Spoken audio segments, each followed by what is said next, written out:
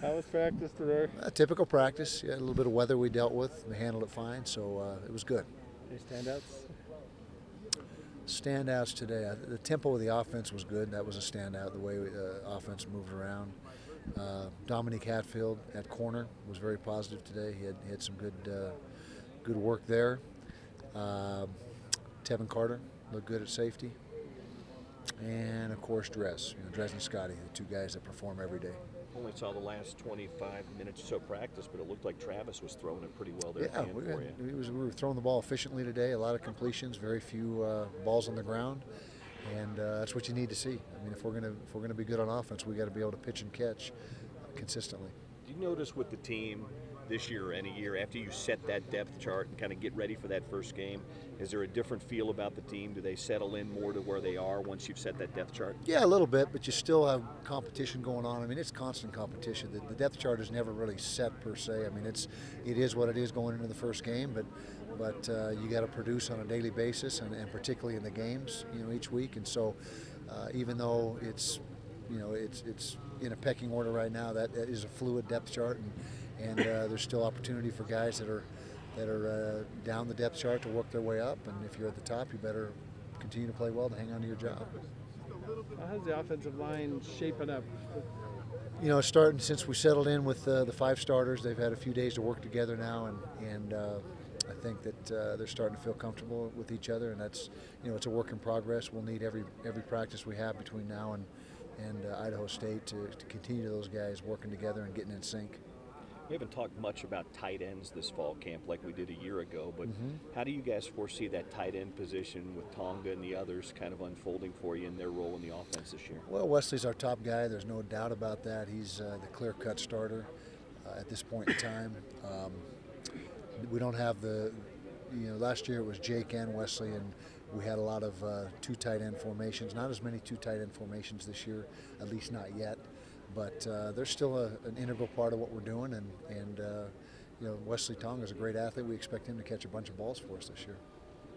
Is there any concern at all with the running back by committee situation? Is anyone stepping forward? Do you want to see someone? I don't think it really matters either way. If someone does step forward and separates themselves, then that person will get the majority of the carries and the reps. But as long as we're getting the bottom line numbers in the rushing game, if we get 50 yards from each of the 3, or 150 from one guy, it doesn't really matter as long as we're getting the production.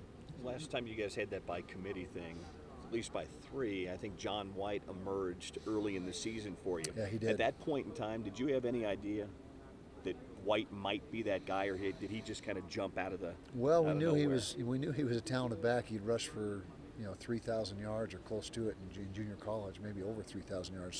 So what we saw on tape at JC really excited us, and when we brought him here, it took him a little bit of time to transition. But to say it surprised us, no, because we had seen his explosiveness and his ability to carry the football on tape at the junior college, and so it was just a matter of time before he settled in and started doing the same things here that he was doing there. Have any of these guys given you that kind of glimpse that John had? Well, Booker, Devontae Booker is the guy that probably has shown the most of that. But they all 3 bring something to the table. Troy's a home run back. Bubba does everything well, and Booker is probably the most natural with the ball in his hands. You're a little thin on linebacker still with some injuries. Yeah. Is there some updates on Joni Paul or maybe Jacoby Hill? Well, Gianni, it would be great if we can get him by the Michigan game. I think that's what we're on track for. If everything goes perfect, maybe the week before, or the game before, which is actually 2 weeks before because of the bye against Fresno. Jacoby's more like mid-season, and we're just anxiously awaiting those guys getting back in the lineup because we are a little bit thin there, and moving Pita Tamoy-Penu helped us with that depth, and he's transitioning pretty good to that position. So that gave us one more body at the linebacker spot. Do you feel like when they come back they can jump right in and kind of come back in, or what's the progress been in the offseason? Yeah, we'll have to see. They're both intelligent kids. They know the defense inside and out. So it's just a matter of getting them up to speed. Cardiovascular, with the high pace, high tempo offenses that we're going to face just about every week, you got to be in pretty good shape. And so we obviously are working on what we can with that in the training room. But carrying your pads and playing football is a little bit different than riding a stationary bike or a Stairmaster. So we'll see how quickly they can adapt and get back to where they need to be. With Pita being limited football-wise experience and then making the move to linebacker, do you see him as kind of a situational guy right now? No, right now he's just running with the twos at linebacker. There may be a time during the season where he becomes a situational pass rusher. He's got a lot of ability to rush the passer, and so that might be down the road. Right now, we're just focusing him completely on linebacker and trying to get him tuned up for that spot. Do you think Dominic Hatfield could make a permanent switch to corner? He could, but we'll see what happens. We're giving him work there every day. He's doing a good job at both receiver and corner. It's a tough call right now. It's really where he can help the team the most, and we're still probably a few days away from making that determination for the first game, and then we'll play it by ear as the season goes on. Kyle, do you see him playing both in any in the same game? Oh, absolutely. That's why he's working both spots. He's going to get work at both receiver and corner, as well as he's a vital special teams guy, and he's got a big role in special teams. Anticipate that all season then? We'll see how it goes. If it's productive for us, then yes. If there comes a point where it's obvious that he's given us more production at one or the other, then we'll make that a permanent move. At right end, do you kind of see a season-long rotation between Hunter Dimmick and Jason Faneka, or are you trying to get a starter?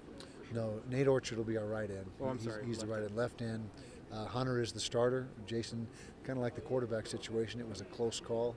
Jason's had a good camp, so he will get playing time.